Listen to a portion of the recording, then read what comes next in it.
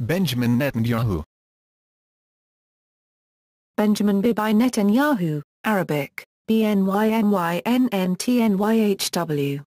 Born October 21, 1949, is an Israeli politician and the current Prime Minister of Israel.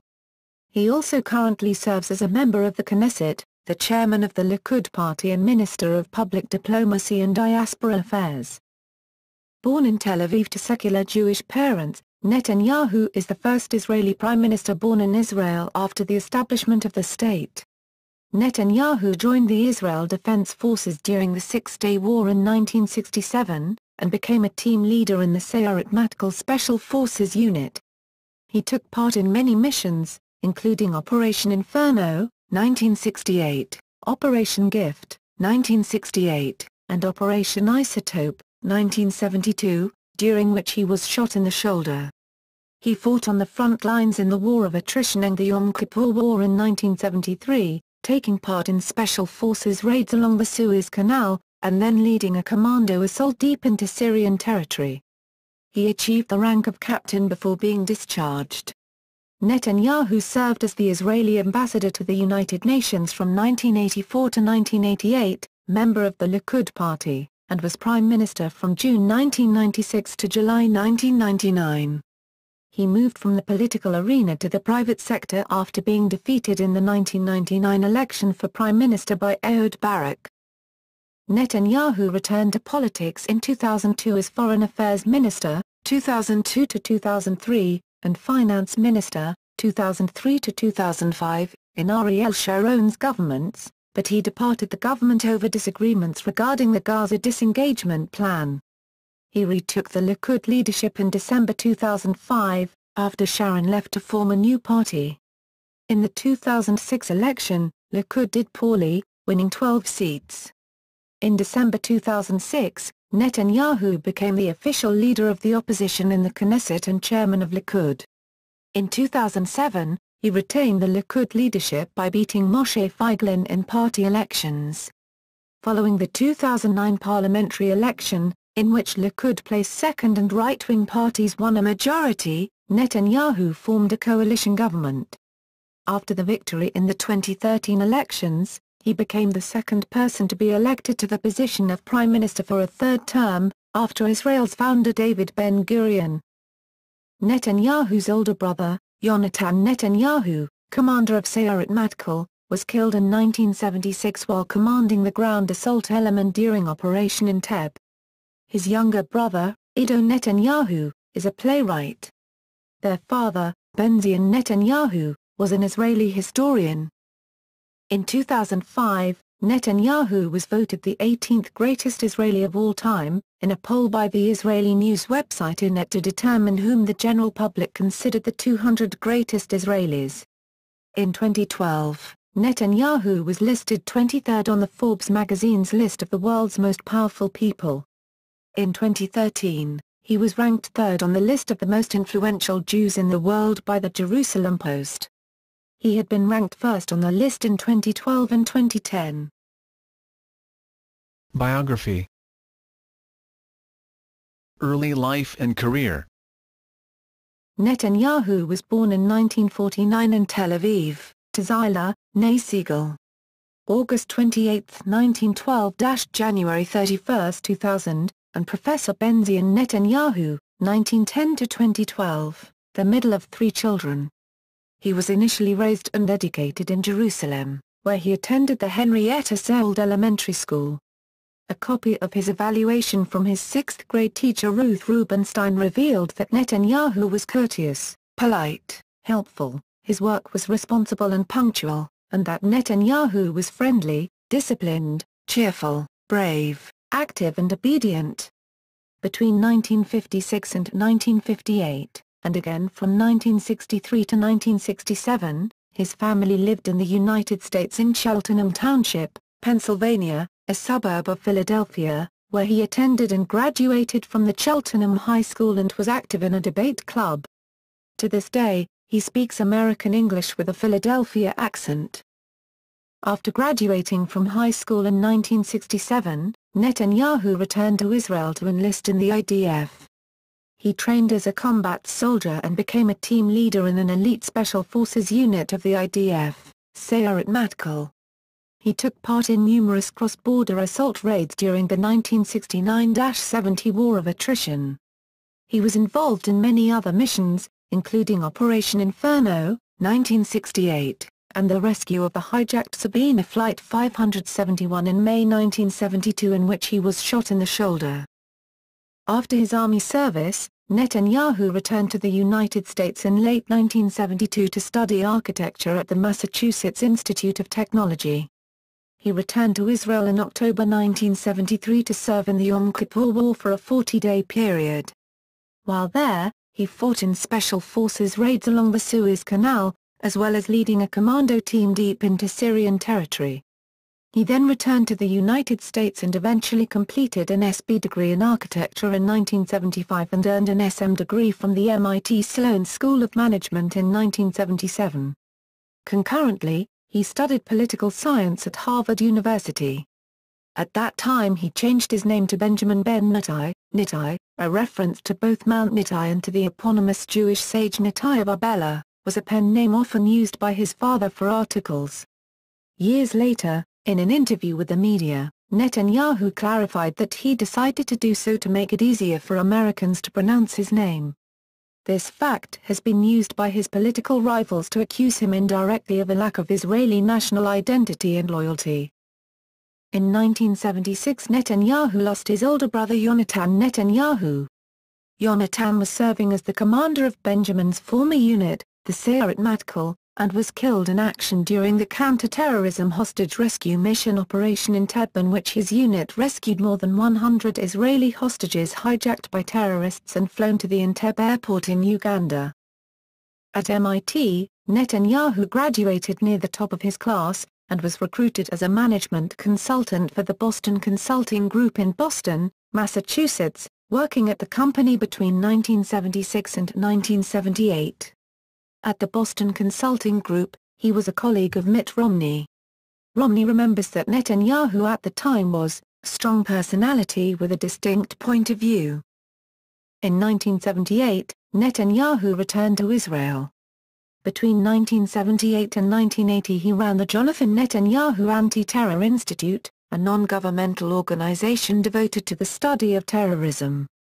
The institute held a number of international conferences focused on the discussion of international terrorism. From 1980 to 1982 he was director of marketing for RIM Industries in Jerusalem. During this period Netanyahu made his first connections with several Israeli politicians, including Minister Moshe Arens, who appointed him as his deputy chief of mission at the Israeli embassy in Washington, D.C., a position he held from 1982 until 1984. Between 1984 and 1988 Netanyahu served as the Israeli ambassador to the United Nations. It was then that Netanyahu met the Lubavitcher Rebbe, Rabbi Menachem Mendel Schneerson. Early political career, 1988 to 1996. Prior to the 1988 Israeli legislative election Netanyahu returned to Israel and joined the Likud party. In the Likud's internal elections, Netanyahu was placed fifth on the party list. Later on he was elected as a Knesset member of the 12th Knesset, and was appointed as a deputy of the Foreign Minister Moshe Arens, and later on David Levy. Netanyahu and Levy did not cooperate and the rivalry between the two only intensified afterwards. During the Madrid Conference of 1991 Netanyahu was among members of the Israeli delegation headed by Prime Minister Yitzhak Shamir. After the Madrid Conference Netanyahu was appointed as deputy minister in the Israeli Prime Minister's office. Following the defeat of the Likud party in the 1992 Israeli legislative elections the Likud party held a primary election in 1993 to select its leader, and Netanyahu was victorious, defeating Benny Begin, son of the late Prime Minister Menachem Begin, and veteran politician David Levy. Sharon initially sought Likud party leadership as well, but quickly withdrew when it was evident that he was attracting minimal support. Shamir retired from politics shortly after the Likud's defeat in the 1992 elections. Following the assassination of Yitzhak Rabin, his temporary successor Shimon Peres decided to call early elections in order to give the government a mandate to advance the peace process. Netanyahu was the Likud's candidate for prime minister in the 1996 Israeli legislative election, which took place on May 26, 1996, and were the first Israeli elections in which Israelis elected their prime minister directly. Netanyahu hired American Republican political operative Arthur Finkelstein to run his campaign, and although the American style of sound bites and sharp attacks elicited harsh criticism from inside Israel, it proved effective. The method was later copied by Ehud Barak during the 1999 election campaign, in which he beat Netanyahu. Netanyahu won the election, becoming the youngest person in the history of the position and the first Israeli prime minister to be born in the State of Israel. Yitzhak Rabin was born in Jerusalem, under the British Mandate of Palestine, prior to the 1948 founding of the Israeli state. Netanyahu's victory over the pre-election favorite Shimon Peres surprised many. The main catalyst in the downfall of the latter was a wave of suicide bombings shortly before the elections. On 3 and 4 March 1996, Palestinians carried out 2 suicide bombings, killing 32 Israelis, with Peres seemingly unable to stop the attacks. Unlike Peres, Netanyahu did not trust Yasser Arafat and conditioned any progress at the peace process on the Palestinian National Authority fulfilling its obligations, mainly fighting terrorism, and ran with the campaign slogan Netanyahu, making a safe peace. However, although Netanyahu won the election for prime minister, Labour won the Knesset elections, beating the Likud-Geshed Zemet alliance, meaning Netanyahu had to rely on a coalition with the ultra-Orthodox parties, Shas and UTJ, whose social welfare policies flew in the face of his capitalistic outlook, in order to govern. First premiership, 1996 to 1999. A spate of suicide bombings reinforced the Likud position for security. Hamas claimed responsibility for most of the bombings. As Prime Minister Netanyahu raised many questions about many central premises of the Oslo peace process.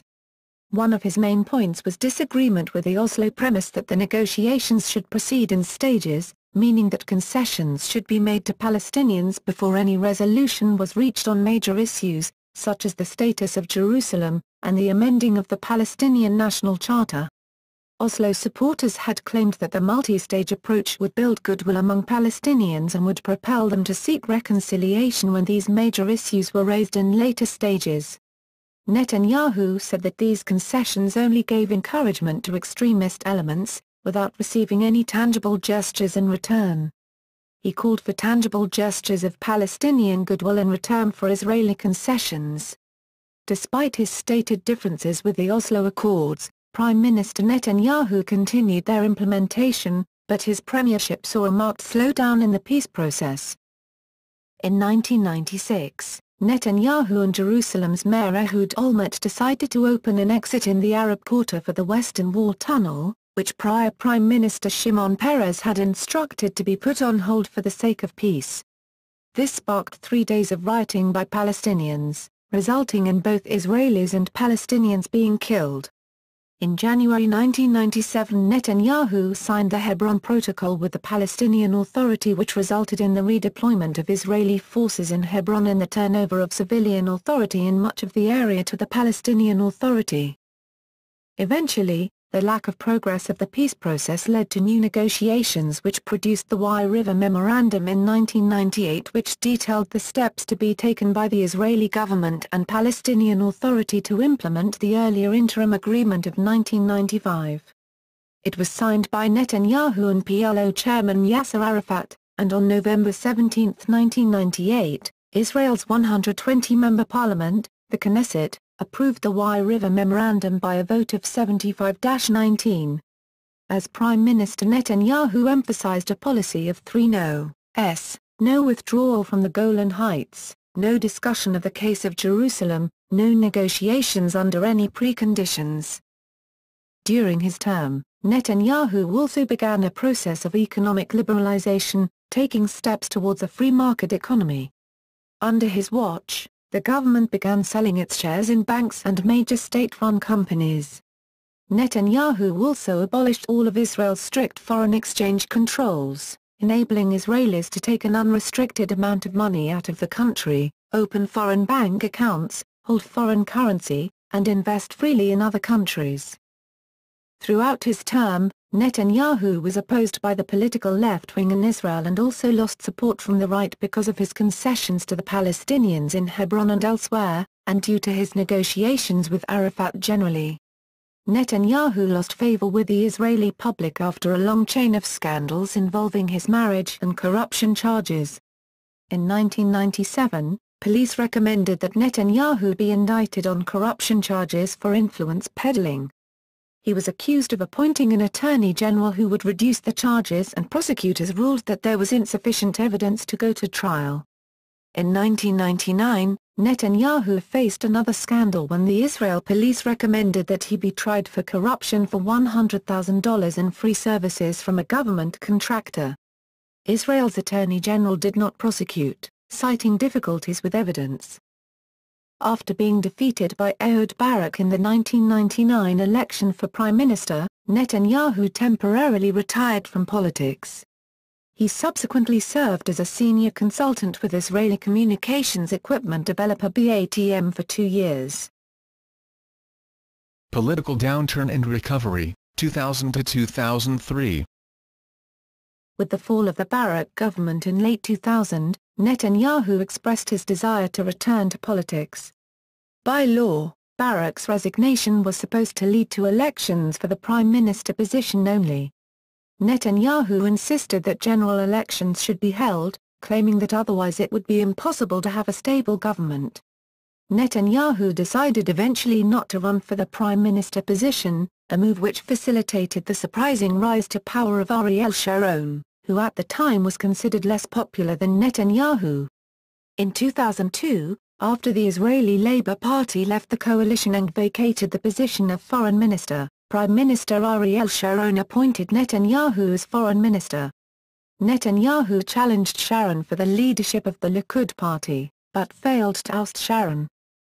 On September 9, 2002, a scheduled speech by Netanyahu at Concordia University in Montreal, Quebec, Canada was cancelled after hundreds of pro-Palestinian protesters overwhelmed security and smashed through a glass window. Netanyahu was not present at the protest, having remained at Montreal's Ritz-Carlton Hotel throughout the duration. He later accused the activists of supporting terrorism and mad zealotry. Weeks later, on October 1, 2002, around 200 protesters met Netanyahu outside his Heinz Hall appearance in Pittsburgh. Although Pittsburgh police, Israeli security and a Pittsburgh SWAT unit allowed his speeches to continue downtown at the hall and the Duquesne Club as well as suburban Robert Morris University. On September 12, 2002, Netanyahu testified, under oath as a private citizen, before the U.S. House of Representatives Committee on Oversight and Government Reform regarding the nuclear threat posed by the Iraqi regime. There is no question whatsoever that Saddam is seeking and is working and is advancing towards the development of nuclear weapons, no question whatsoever, he said. And there is no question that once he acquires it, history shifts immediately. Netanyahu and other high-rank officials from different countries had suspected that Iraq could develop a nuclear capability, as the country began building a nuclear power plant program in 1959 with the USSR. Finance Minister, 2003 to 2005. After the 2003 Israeli legislative election, in what many observers regarded as a surprise move, Sharon offered the foreign ministry to Silvan Shalom and offered Netanyahu the finance ministry. Some pundits speculated that Sharon made the move because he deemed Netanyahu a political threat given his demonstrated effectiveness as foreign minister, and that by placing him in the finance ministry during a time of economic uncertainty, he could diminish Netanyahu's popularity. Netanyahu accepted the new appointment after Sharon agreed to provide him with an unprecedented level of independence in running the ministry. As finance minister, Netanyahu undertook an economic plan in order to restore Israel's economy from its low point during the Second Intifada. The plan involved a move toward more liberalized markets, although it was not without its critics. Netanyahu succeeded in passing several long unresolved reforms, including an important reform in the banking system. However, opponents in the Labour Party, and even a few within his own Likud, viewed Netanyahu's policies as Thatcherite attacks on the venerated Israeli social safety net. Netanyahu threatened to resign from office in 2004 unless the Gaza pull-out plan was put to a referendum. He later modified the ultimatum and voted for the program in the Knesset, indicating immediately thereafter that he would resign unless a referendum was held within 14 days. He submitted his resignation letter on August 7, 2005, shortly before the Israeli cabinet voted 17-5 to approve the initial phase of withdrawal from Gaza. Likud leader and opposition leader, 2005-2009. Following the withdrawal of Sharon from the Likud, Netanyahu was one of several candidates who vied for the Likud leadership. His most recent attempt prior to this was in September 2005 when he had tried to hold early primaries for the position of the head of the Likud party, while the party held the office of Prime Minister, thus effectively pushing Ariel Sharon out of office. The party rejected this initiative. Netanyahu retook the leadership on December 20, 2005, with 47% of the primary vote, to 32% for Silvan Shalom and 15% for Moshe Feiglin. In the March 2006 Knesset elections, Likud took the third place behind Kadima and Labour, and Netanyahu served as leader of the opposition. On August 14, 2007, Netanyahu was re-elected as chairman of the Likud and its candidate for the post of prime minister with 73% of the vote, against far-right candidate Moshe Feiglin and World Likud chairman Danny Dornan. He opposed the 2008 Israel-Hamas ceasefire, like others in the Knesset opposition. Specifically, Netanyahu said, "This is not a relaxation, it's an Israeli agreement to the rearming of Hamas. What are we getting for this?" In the first half of 2008, doctors removed a small colon polyp that proved to be benign. Following Livni's election to head Kadima and Olmert's resignation from the post of prime minister, Netanyahu declined to join the coalition Livni was trying to form and supported new elections, which were held in February 2009. Netanyahu was the Likud's candidate for prime minister in the 2009 Israeli legislative election, which took place on February 10, 2009, as Zvi Livni, the previous designated acting prime minister under the Olmert government, had been unable to form a viable governing coalition. Opinion polls showed Likud in the lead, but with as many as a third of Israeli voters undecided. In the election itself, Likud won the second highest number of seats, Livni's party having outnumbered the Likud by one seat.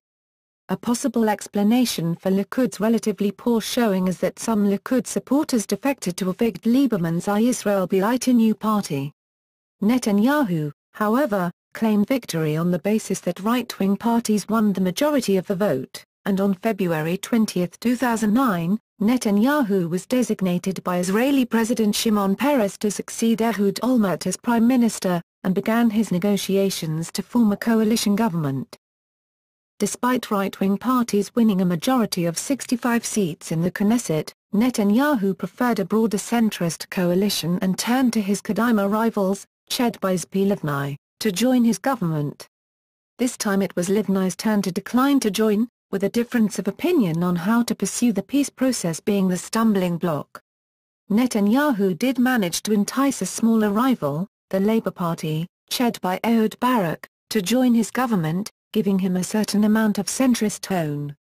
Netanyahu presented his cabinet for a Knesset vote of confidence on March 31, 2009. The 32nd government was approved that day by a majority of 69 lawmakers to 45, with 5 abstaining, and the members were sworn in. Second premiership, 2009-2013. In 2009, U.S. Secretary of State Hillary Rodham Clinton voiced support for the establishment of a Palestinian state, a solution not endorsed by Prime Minister-designate Benjamin Netanyahu, with whom she had earlier pledged the United States cooperation. Upon the arrival of President Obama administration's special envoy, George Mitchell, Netanyahu said that any furtherance of negotiations with the Palestinians would be conditioned on the Palestinians recognizing Israel as a Jewish state. U.S. President Barack Obama told Netanyahu that a two-state solution was a priority and called for settlement growth to be frozen, while Netanyahu refused to support the creation of a Palestinian state and stated that Israel has the right to continue settlements. During President Obama's Cairo speech on June 4, 2009, in which Obama addressed the Muslim world, Obama stated, among other things, that the United States does not accept the legitimacy of continued Israeli settlements. Following Obama's Cairo speech, Netanyahu immediately called a special government meeting.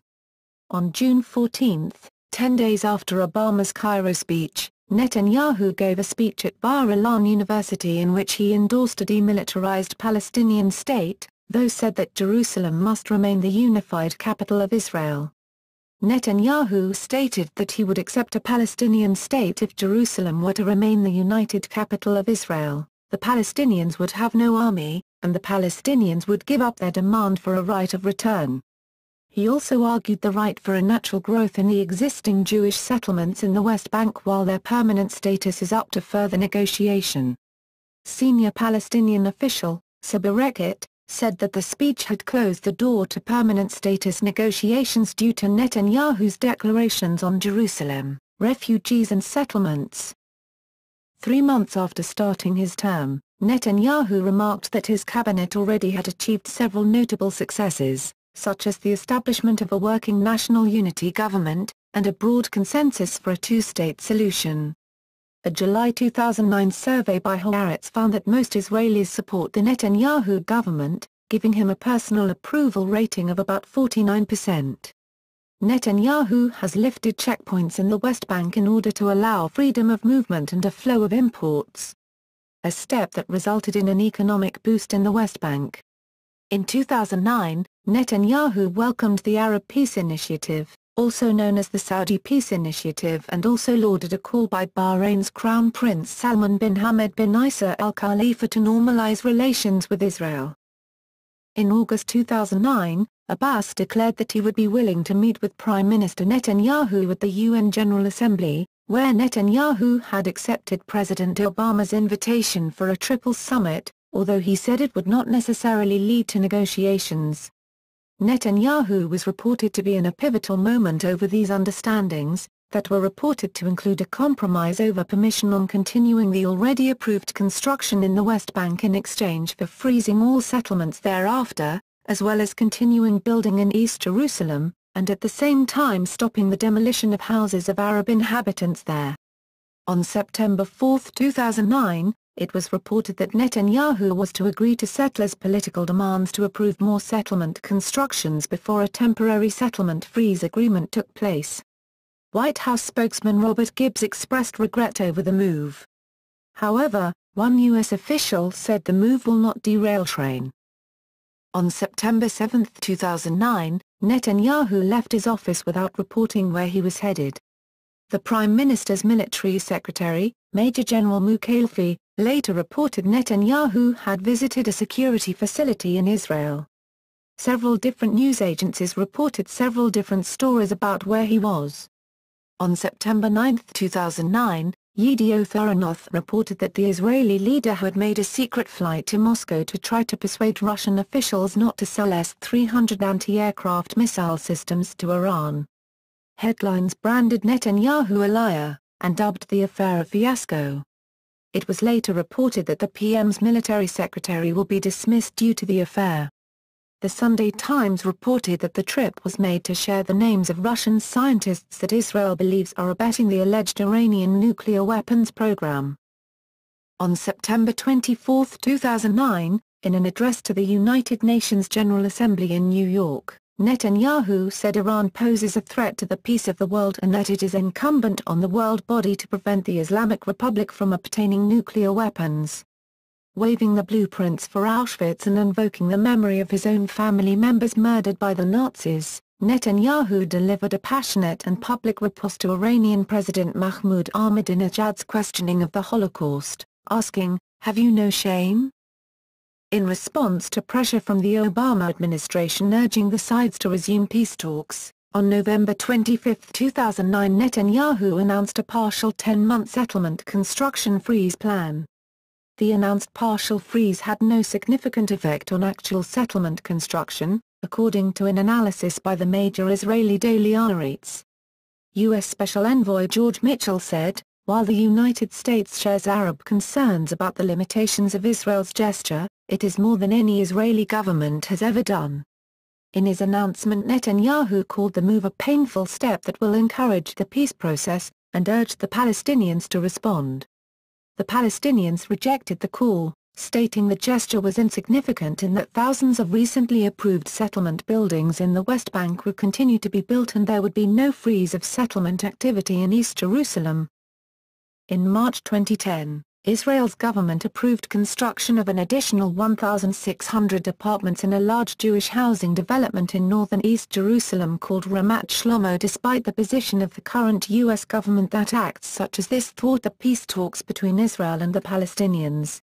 The Israeli government's announcement occurred during a visit by U.S. Vice President Joe Biden, and the U.S. government subsequently issued a strongly worded condemnation of the plan. Netanyahu subsequently issued a statement that all previous Israeli governments had continuously permitted construction in the neighborhood, and that certain neighborhoods such as Ramat Shlomo and Shiloh have always been included as part of Israel in any final agreement plan that has been proposed by either side to date. Netanyahu regretted the timing of the announcement but asserted that our policy on Jerusalem is the same policy followed by all Israeli governments for the 42 years, and it has not changed. In September 2010, Netanyahu agreed to enter direct talks, mediated by the Obama administration, with the Palestinians for the first time in a long while.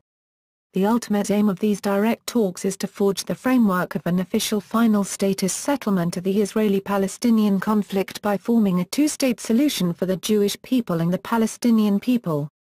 On September 27, the 10-month settlement freeze ended, and the Israeli government approved new construction in the West Bank, including East Jerusalem. On retiring from office in July 2011, former U.S. Secretary of Defense Robert Gates had said that Netanyahu was ungrateful to the United States and endangering Israel. Responding, the Likud party defended Netanyahu by saying that most Israelis supported the Prime Minister and that he had broad support in the United States. In 2011, social justice protests broke out across Israel. Hundreds of thousands of people protested Israel's high cost of living throughout the country. In response, Netanyahu appointed the Trautenberg Committee, headed by Professor Manuel Trautenberg, to examine the problems and propose solutions. The committee submitted recommendations to lower the high cost of living in September 2011. Although Netanyahu promised to push the proposed reforms through the cabinet in one piece, differences inside his coalition resulted in the reforms being gradually adopted. In 2012, Netanyahu initially planned to call early elections, but subsequently oversaw the creation of a controversial government of national unity to see Israel through until the national elections of 2013. In May 2012, Netanyahu officially recognized for the first time the right for Palestinians to have their own state, though as before he declared it would have to be demilitarized. On October 25, 2012, Netanyahu and Foreign Minister Avigdor Lieberman announced that their respective political parties, Likud and Israel Beitenu, had merged and would run together on a single ballot in Israel's January 22, 2013 general elections. Third Premiership, 2013-present. The 2013 election returned Netanyahu's Likud-Israel Beitenu coalition with 11 fewer seats than the combined Likud and Israel Beitenu parties had going into the vote. Nevertheless, as leader of what remained the largest faction in the Knesset, Israeli President Shimon Peres charged Netanyahu with the task of forming the 33rd government of Israel. The new coalition included the Yesh Atid, the Jewish Home and Hatnuah parties and excludes the ultra-Orthodox parties at the insistence of Yesh Atid and the Jewish Home. During Netanyahu's third term, he continued his policy of economic liberalization. In December 2013, the Knesset approved the Business Concentration Law, which intended to open Israel's highly concentrated economy to competition to lower consumer prices, reduce income inequality, and increase economic growth. Netanyahu had formed the Concentration Committee in 2010, and the bill, which was pushed forward by his government, implemented its recommendations. The new law banned multi-tiered corporate holding structures, in which a CEO's family members or other affiliated individuals held public companies which in turn owned other public companies, and who were thus able to engage in price gouging. Under the law, corporations were banned from owning more than 2 tiers of publicly listed companies, and from holding both financial and non-financial enterprises. All conglomerates were given 4 to 6 years to sell excess holdings. Netanyahu also began a campaign of port privatization to break what he viewed as the monopoly held by workers of the Israel Port Authority, so as to lower consumer prices and increase exports. In July 2013, he issued tenders for the construction of private ports in Haifa and Ashdod. Netanyahu has also pledged to curb excess bureaucracy and regulations to ease the burden on industry. Political positions. Oslo Accords.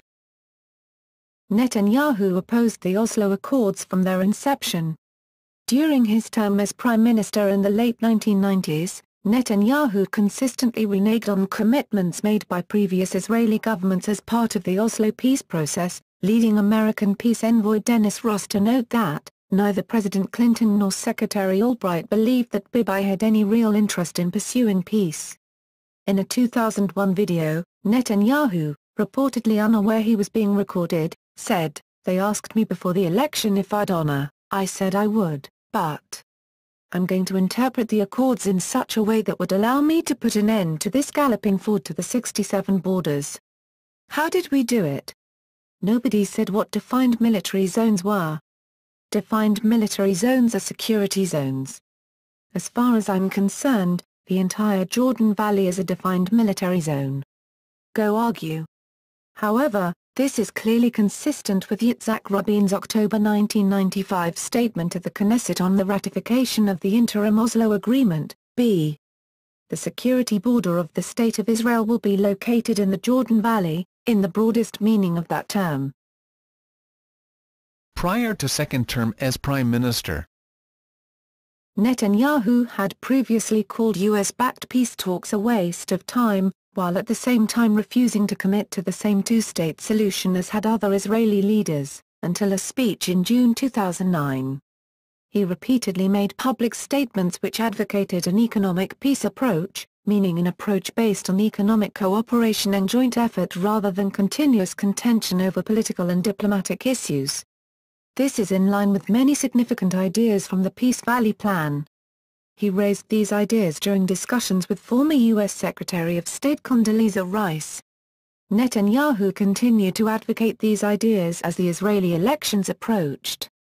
Netanyahu has said, in January 2009, prior to the February 2009 Israeli elections, Netanyahu informed Middle East envoy Tony Blair that he would continue the policy of the Israeli governments of Ariel Sharon and Ehud Olmert by expanding settlements in the West Bank, in contravention of the roadmap, but not building new ones. Bar-Ilan speech. On June 14, 2009, Netanyahu delivered a seminal address at Bar-Ilan University, also known as Bar-Ilan Speech, at Begin Sadat Center for Strategic Studies, that was broadcast live in Israel and across parts of the Arab world, on the topic of the Middle East peace process. He endorsed for the first time a notion of a Palestinian state alongside Israel. Netanyahu's speech could be viewed in part as a response to Obama's June 4 speech at Cairo. Yedioth Ahronoth claimed that Obama's words had resonated through Jerusalem's corridors. As part of his proposal, Netanyahu demanded the full demilitarization of the proposed state, with no army, rockets, missiles, or control of its airspace, and said that Jerusalem would be undivided Israeli territory. He stated that the Palestinians should recognize Israel as the Jewish national state with an undivided Jerusalem. He rejected a right of return for Palestinian refugees, saying, Any demand for resettling Palestinian refugees within Israel undermines Israel's continued existence as the state of the Jewish people. He also stated that a complete stop to settlement building in the West Bank, as required by the 2003 roadmap peace proposal, was not possible and the expansions will be limited based on the natural growth of the population, including immigration, with no new territories taken in. Nevertheless, Netanyahu affirmed that he accepted the roadmap proposal. He did not discuss whether or not the settlements should be part of Israel after peace negotiations, simply stating that the question will be discussed. In a response to U.S. President Barack Obama's statements in his Cairo speech, Netanyahu remarked, "There are those who say that if the Holocaust had not occurred, the State of Israel would never have been established. But I say that if the State of Israel would have been established earlier, the Holocaust would not have occurred." He also said, "This is the homeland of the Jewish people, this is where our identity was forged." He stated that he would be willing to meet with any Arab leader for negotiations without preconditions, specifically mentioning Syria, Saudi Arabia, and Lebanon. In general, the address represented a new position for Netanyahu's government on the peace process. Some right-wing members of Netanyahu's governing coalition criticized his remarks for the creation of a Palestinian state, believing that all of the land should become under Israeli sovereignty.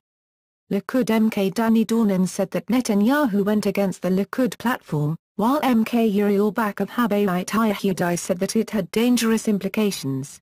Opposition party Kadima leader Zvi Livni remarked after the address that she thinks Netanyahu does not really believe in the two-state solution at all.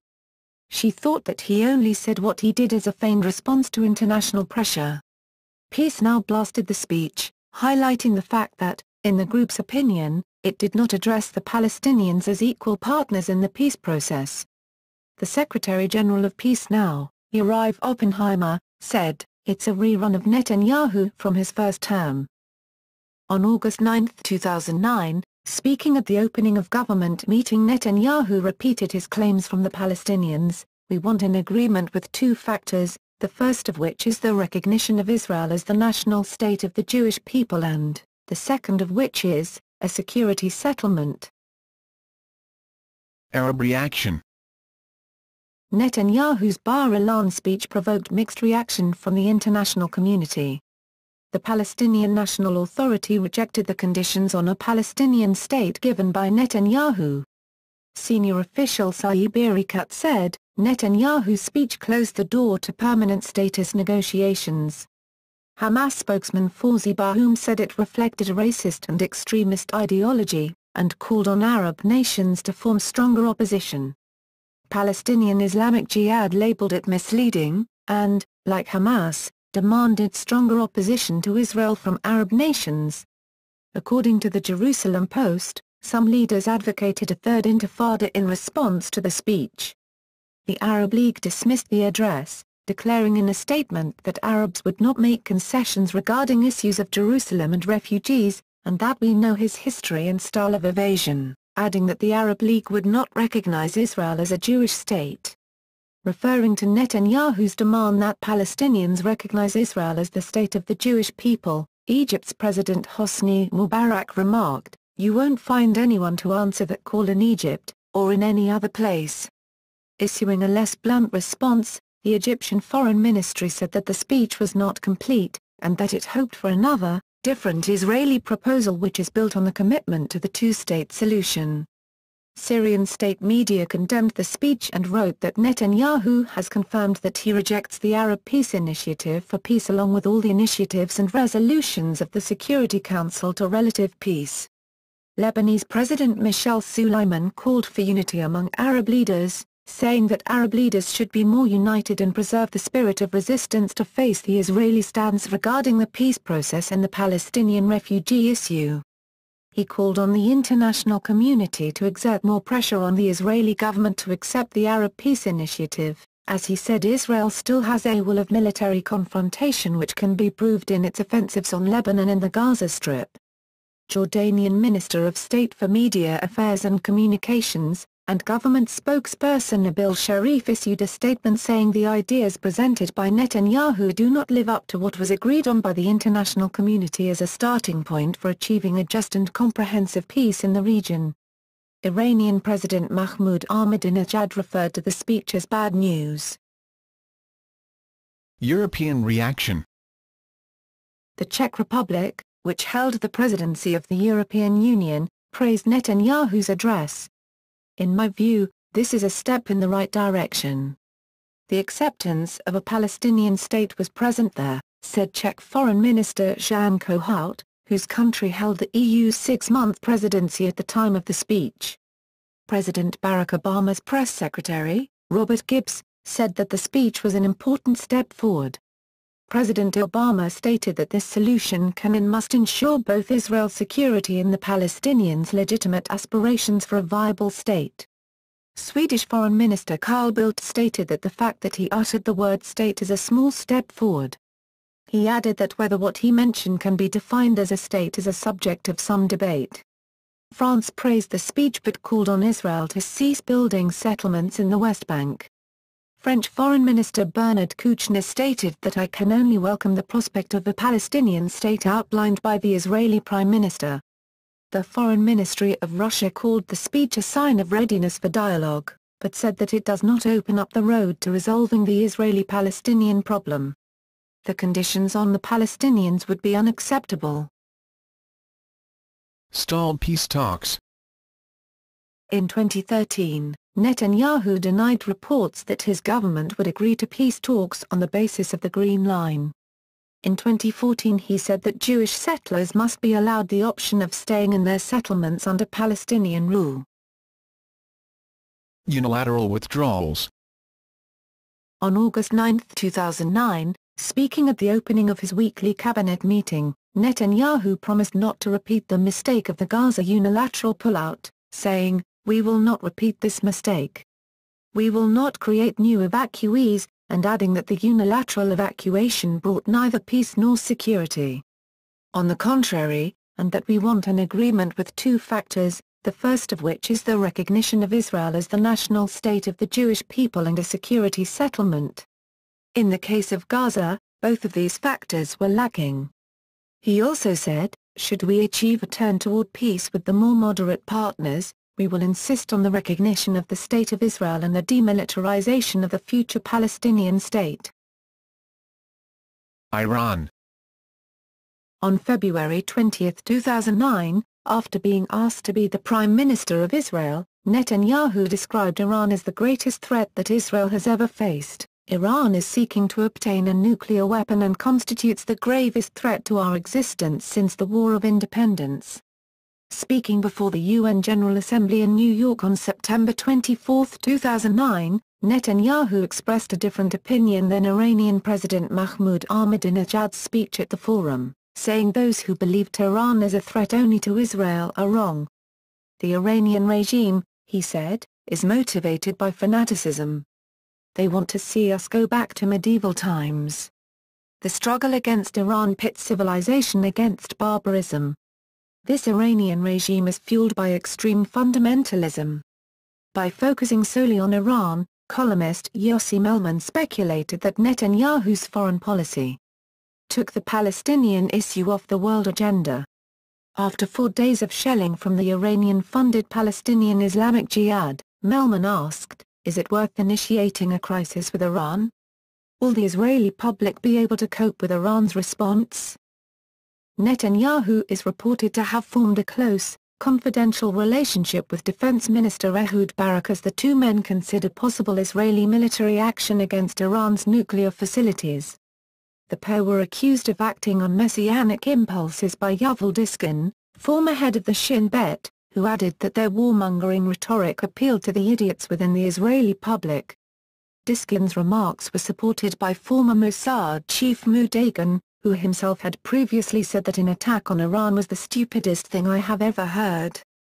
A few weeks later, the RAND Corporation, a leading American think tank that advises the Pentagon, also openly disagreed with Netanyahu's belligerent stance. In doing so, and without naming names, Rand sided with former Mossad chief Ehud Dagan and former head of the Shin Bet Yuval Diskin. In a March 8, 2007 interview with CNN, Netanyahu asserted that there is only one difference between Nazi Germany and the Islamic Republic of Iran, namely that the first entered a worldwide conflict and then sought atomic weapons, while the latter is first seeking atomic weapons and, once it has them, will then start a world war. Netanyahu repeated these remarks at a news conference in April 2008. This was similar to earlier remarks that it's 1938, and Iran is Germany, and Iran is racing to arm itself with atomic bombs. In 2012, he used the opening ceremony for Israel's Holocaust Remembrance Day to warn against the dangers of an Iranian nuclear bomb, saying he was following the example of Jewish leaders during World War II who struggled to raise the alarm about the Nazis' genocidal intentions. Israeli academic Avner Cohen accused Netanyahu of showing contempt for the Holocaust by putting it to political use, and former Israeli Foreign Minister Shlomo Ben-Ami similarly condemned Netanyahu's vulgar manipulation of the memory of the Holocaust. Immediately after the 2012 Burgas bus bombing, Netanyahu confirmed that the attack had been undertaken in coordination with Iran. Netanyahu stated during a July 29 meeting that, in his opinion, all the sanctions and diplomacy so far have not set back the Iranian program by one iota. And in August he stated that the United States only might respond to a massive attack against Israel. On September 28, 2012, Netanyahu gave a speech to the UN General Assembly in which he set forward a red line of 90% uranium enrichment, stating that if Iran were to reach this level, it would become an intolerable risk for Israel. Netanyahu used a cartoon graphic of a bomb to illustrate his point, indicating 3 stages of uranium enrichment, noting that Iran had already completed the first stage, and stating that by next spring, at most by next summer at current enrichment rates, will have finished the medium enrichment and move on to the final stage. From there, it's only a few months, possibly a few weeks before they get enough enriched uranium for the first bomb. Netanyahu delivered his speech the day after Iranian President Mahmoud Ahmadinejad spoke on the Jewish holy day of Yom Kippur, a presentation that the American, Canadian, and Israeli delegations had deliberately not attended. In an October 2013 interview with BBC Persian Service, Netanyahu praised the history of Persia and said, "If the Iranian regime has nuclear weapons, the Iranian people will never be free of dictatorship and will live in eternal servitude." Jonathan Pollard. Netanyahu has repeatedly called for the release of Jonathan Pollard, an American serving a life sentence for passing secret U.S. documents to Israel. Netanyahu has called for his release over the course of several presidential administrations. He raised the issue at the Wye River Summit in 1998, where he claimed that U.S. President Bill Clinton had privately agreed to release Pollard. Clinton denied the assertion. In 2002, Netanyahu visited Pollard at his North Carolina prison. The Israeli Prime Minister maintains contact with Pollard's wife, and has been active in pressing the Obama administration to release Pollard. Netanyahu has characterized Pollard as a warm-hearted Jew, proud and a real Zionist. Bank of China terror financing case. In 2013, Netanyahu found himself caught between conflicting commitments made to the family of American terror victim Daniel Waltz and the government of China. Although Netanyahu was reported to have previously promised U.S. Representative Ilyana Ros-Lehtine that Israel would fully cooperate in the terror financing case against Bank of China in U.S. District Court, the Prime Minister reportedly made a conflicting promise to the government of China prior to a state visit to China in May 2013. Attorney David Boies, lead counsel for the Waltz family, told the Wall Street Journal, "While we are respectful of China's interests, and of the diplomatic pressure to which Israel has been subjected, those interests and that pressure cannot be permitted to obstruct the ability of American courts to hear critical evidence." In August 2013, Ros-Lehtine, chair of the House Middle East and South Asia Subcommittee, told the Miami Herald she raised the issue while leading a congressional delegation to Israel, stressing to Israeli officials the importance of them providing the Waltz family what they need for their lawsuit. I am hopeful that we can bring this case to a conclusion that is satisfactory to the family, but we need community support to not waver at this critical time, Ros-Lehtinen said. U.S. Representative Debbie Wasserman Schultz, chair of the Democratic National Committee, also spoke out on the issue with the Miami Herald. In South Florida, we all know too well of the tragic circumstances surrounding the cowardly terrorist attack that took Daniel Waltz's innocent life. I have been working, hand in hand with the Waltz family and the State of Israel to ensure any and all of those involved in this terrorist activity, including the Bank of China, pay for their crimes so that justice can be served. Defense and security. Since 2009, an estimated 60,000 illegal immigrants from various African countries have crossed into Israel. Netanyahu said that this phenomenon is very grave and threatens the social fabric of society, our national security and our national identity. In 2011, Netanyahu arranged for 1,000 prisoners to be swapped for Gilad Shalit, including terrorists with blood on their hands. Israeli officials estimate that 60% of those who were released resumed terrorism attacks. In 2011, Israeli General Staff concluded that the armed forces cannot maintain their battle readiness under Netanyahu's proposed cuts. However, Netanyahu decided to cut social programs instead, and promised to increase the defense budget by about 6%. In spite of this, the Israeli military still fell NIS 3.7 million short from its projected budget, which could damage their war capabilities. According to a U.S. State Department representative in November 2011, under the leadership of Netanyahu and Obama, Israel and the United States have enjoyed unprecedented security cooperation. Under Netanyahu's leadership, the Israeli National Security Council has seen an expanded role in foreign policy planning and decision-making. Personal life. Family. Related to the Rabbi Eliyahu of Vilna, the Vilna on his paternal side, Netanyahu was born in Tel Aviv, to Benjamin Netanyahu, original name Eliyahu, and Sila, Tzila. Ney Siegel. His mother was born in 1912 in Petah Tikva, part of the future British Mandate of Palestine that eventually became Israel. Though all his grandparents were born in the Russian Empire, now Belarus, Lithuania and Poland, his mother's parents emigrated to Minneapolis in the United States. Netanyahu's father, Benzion, was a professor of Jewish history at Cornell University, editor of the Encyclopedia Hebraica, and a senior aide to Zev Jabotinsky, who remained active in research and writing into his 90s.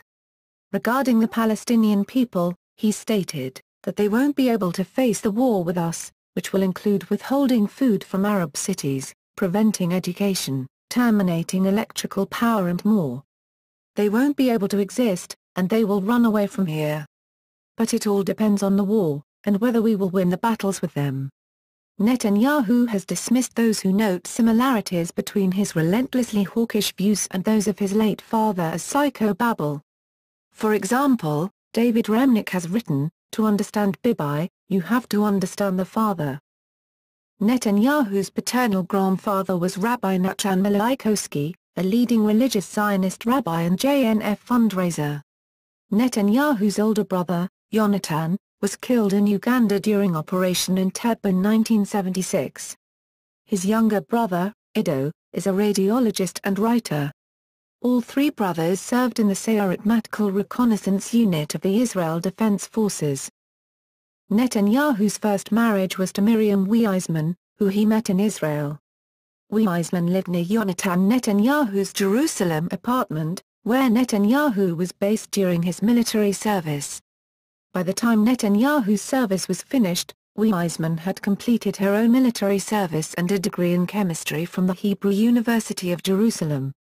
In 1972, they both left to study in the United States, where she enrolled in Brandeis University while Netanyahu studied at MIT. They married soon afterward. The couple had one daughter, No, born April 29, 1978.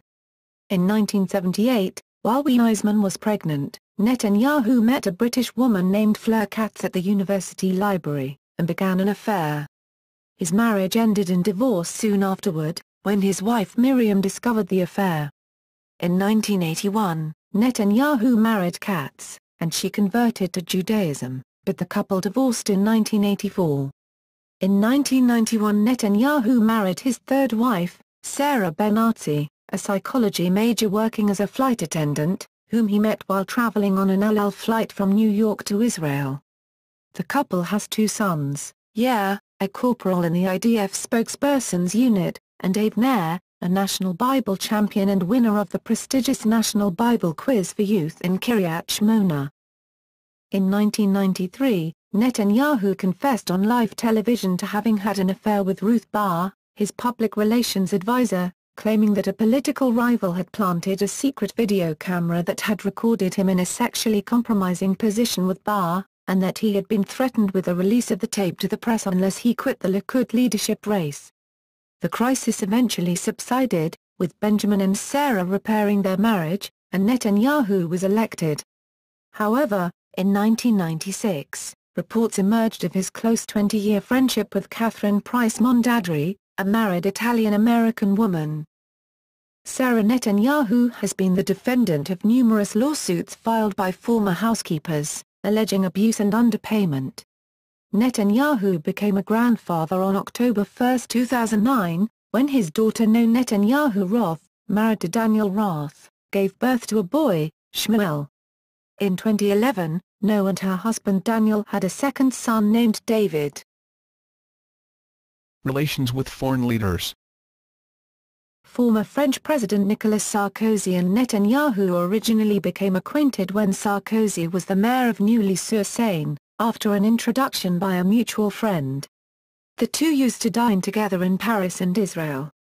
During the 2011 G20 Cannes summit, Sarkozy was overheard saying to U.S. President Barack Obama, "I cannot bear Netanyahu, he's a liar." To this Obama reportedly responded, "You're fed up with him, but I have to deal with him every day." Journalists covering the event were requested to sign an agreement not to report the incident. Apart from his relationship with the Obama administration, Netanyahu has close ties with the U.S. Republican Party and its leadership in the House of Representatives. Netanyahu and 2012 Republican presidential nominee Mitt Romney have a close relationship that dates back to their work together at the Boston Consulting Group in the mid-1970s. U.S. Vice President Joe Biden, a Democrat, has been friendly with Netanyahu for many years. In November 2011 and in the 2012 U.S. vice presidential debate, Biden stated that the relationship has lasted for 39 years. Netanyahu remarked in March 2010 during a joint statement with Biden during his visit of Israel that their friendship had started almost 3 decades prior. Authored books. International Terrorism, Challenge and Response. Transaction Publishers 1981. ISBN 978-0878558940, Terrorism, How the West Can Win. Avon 1987. ISBN 978-0380703210, Fighting Terrorism, How Democracies Can Defeat Domestic and International Terrorism. Farah, Straus and Giroux. 1995. ISBN 978-0374154929, A Durable Peace, Israel and Its Place Among the Nations. Grand Central Publishing 1999. ISBN 978-0446523069 at the company between 1976 and 1978. At the Boston Consulting Group, he was a colleague of Mitt Romney. Romney remembers that Netanyahu at the time was strong personality with a distinct point of view. In 1978, Netanyahu returned to Israel. Between 1978 and 1980 he ran the Jonathan Netanyahu Anti-Terror Institute, a non-governmental organization devoted to the study of terrorism. The institute held a number of international conferences focused on the discussion of international terrorism. From 1980 to 1982 he was director of marketing for RIM Industries in Jerusalem. During this period Netanyahu made his first connections with several Israeli politicians, including Minister Moshe Arens, who appointed him as his deputy chief of mission at the Israeli embassy in Washington, D.C., a position he held from 1982 until 1984. Between 1984 and 1988 Netanyahu served as the Israeli ambassador to the United Nations. It was then that Netanyahu met the Lubavitcher Rebbe, Rabbi Menachem Mendel Schneerson. Early political career, 1988 to 1996. Prior to the 1988 Israeli legislative election, Netanyahu returned to Israel and joined the Likud party. In the Likud's internal elections, Netanyahu was placed fifth on the party list. Later on he was elected as a Knesset member of the 12th Knesset, and was appointed as a deputy of the Foreign Minister Moshe Arens, and later on David Levy. Netanyahu and Levy did not cooperate, and the rivalry between the two only intensified afterwards. During the Madrid Conference of 1991 Netanyahu was among members of the Israeli delegation headed by Prime Minister Yitzhak Shamir. After the Madrid Conference Netanyahu was appointed as deputy minister in the Israeli Prime Minister's office. Following the defeat of the Likud party in the 1992 Israeli legislative elections, the Likud party held a primary election in 1993 to select its leader, and Netanyahu was victorious, defeating Benny Begin, son of the late Prime Minister Menachem Begin, and veteran politician David Levy. Sharon Benjamin Netanyahu. Benjamin Bibi Netanyahu, Arabic, BNYNYNNTNYHW. Born October 21, 1949, is an Israeli politician and the current Prime Minister of Israel. He also currently serves as a member of the Knesset, the chairman of the Likud party and Minister of Public Diplomacy and Diaspora Affairs. Born in Tel Aviv to secular Jewish parents, Netanyahu is the first Israeli prime minister born in Israel after the establishment of the state. Netanyahu joined the Israel Defense Forces during the Six-Day War in 1967, and became a team leader in the Sayeret Matkal Special Forces Unit. He took part in many missions, including Operation Inferno, 1968, Operation Gift, 1968, and Operation Isotope, 1972, during which he was shot in the shoulder. He fought on the front lines in the War of Attrition and the Yom Kippur War in 1973, taking part in Special Forces raids along the Suez Canal, and then leading a commando assault deep into Syrian territory. He achieved the rank of captain before being discharged. Netanyahu served as the Israeli ambassador to the United Nations from 1984 to 1988, member of the Likud party, and was prime minister from June 1996 to July 1999. He moved from the political arena to the private sector after being defeated in the 1999 election for prime minister by Ehud Barak. Netanyahu returned to politics in 2002 as foreign affairs minister, 2002 to 2003, and finance minister, 2003 to 2005, in Ariel Sharon's governments, but he departed the government over disagreements regarding the Gaza disengagement plan. He retook the Likud leadership in December 2005, after Sharon left to form a new party. In the 2006 election, Likud did poorly, winning 12 seats. In December 2006, Netanyahu became the official leader of the opposition in the Knesset and chairman of Likud. In 2007, he retained the Likud leadership by beating Moshe Feiglin in party elections. Following the 2009 parliamentary election, in which Likud placed second and right-wing parties won a majority, Netanyahu formed a coalition government. After the victory in the 2013 elections, he became the second person to be elected to the position of prime minister for a third term, after Israel's founder David Ben-Gurion. Netanyahu's older brother, Yonatan Netanyahu, commander of Sayeret Matkal, was killed in 1976 while commanding the ground assault element during Operation Entebbe. His younger brother, Ido Netanyahu, is a playwright. Their father, Benzion Netanyahu, was an Israeli historian. In 2005, Netanyahu was voted the 18th greatest Israeli of all time, in a poll by the Israeli news website Ynet to determine whom the general public considered the 200 greatest Israelis.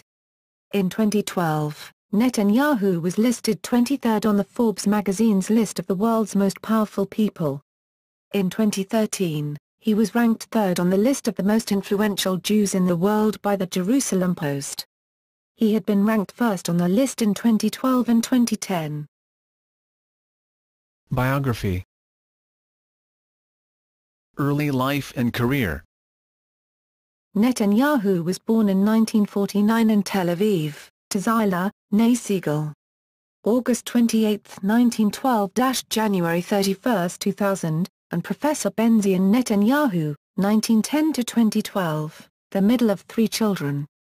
He was initially raised and educated in Jerusalem, where he attended the Henrietta Szold Elementary School.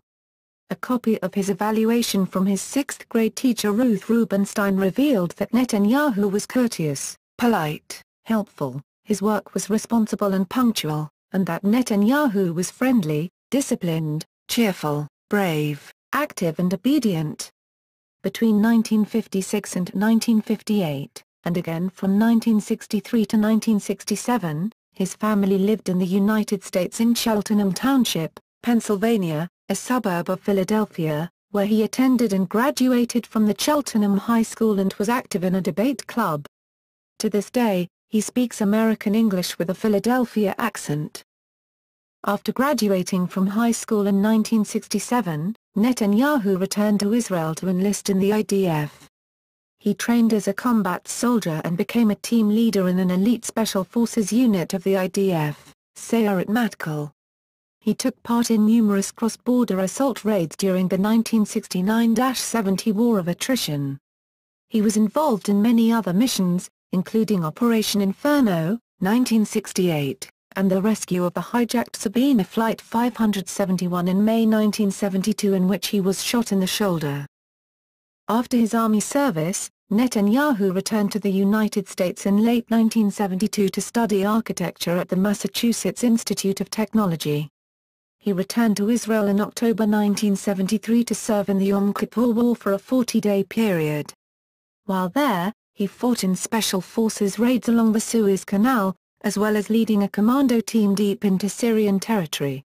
He then returned to the United States and eventually completed an SB degree in architecture in 1975 and earned an SM degree from the MIT Sloan School of Management in 1977. Concurrently, he studied political science at Harvard University. At that time he changed his name to Benjamin Ben Nettai, Nettai, a reference to both Mount Nettai and to the eponymous Jewish sage Nettai of Arbela, was a pen name often used by his father for articles. Years later, in an interview with the media, Netanyahu clarified that he decided to do so to make it easier for Americans to pronounce his name. This fact has been used by his political rivals to accuse him indirectly of a lack of Israeli national identity and loyalty. In 1976 Netanyahu lost his older brother Yonatan Netanyahu.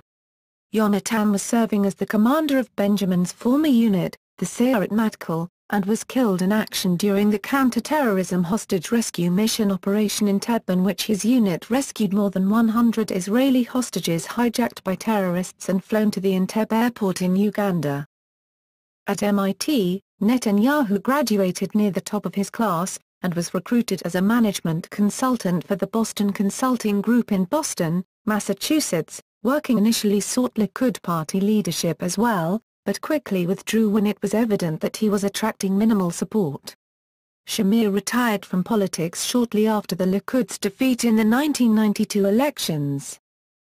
Following the assassination of Yitzhak Rabin, his temporary successor Shimon Peres decided to call early elections in order to give the government a mandate to advance the peace process. Netanyahu was the Likud's candidate for prime minister in the 1996 Israeli legislative election, which took place on May 26, 1996, and were the first Israeli elections in which Israelis elected their prime minister directly. Netanyahu hired American Republican political operative Arthur Finkelstein to run his campaign, and although the American style of sound bites and sharp attacks elicited harsh criticism from inside Israel, it proved effective. The method was later copied by Ehud Barak during the 1999 election campaign, in which he beat Netanyahu. Netanyahu won the election, becoming the youngest person in the history of the position and the first Israeli prime minister to be born in the State of Israel, Yitzhak Rabin was born in Jerusalem, under the British Mandate of Palestine, prior to the 1948 founding of the Israeli state. Netanyahu's victory over the pre-election favorite Shimon Peres surprised many. The main catalyst in the downfall of the latter was a wave of suicide bombings shortly before the elections. On 3 and 4 March 1996, Palestinians carried out 2 suicide bombings, killing 32 Israelis, with Peres seemingly unable to stop the attacks. Unlike Peres, Netanyahu did not trust Yasser Arafat and conditioned any progress at the peace process on the Palestinian National Authority fulfilling its obligations, mainly fighting terrorism, and ran with the campaign slogan Netanyahu, making a safe peace. However, although Netanyahu won the election for Prime Minister, Labour won the Knesset elections, beating the Likud-Geshed alliance, meaning Netanyahu had to rely on a coalition with the ultra-Orthodox parties, Shas and UTJ, whose social welfare policies flew in the face of his capitalistic outlook, in order to govern. First premiership, 19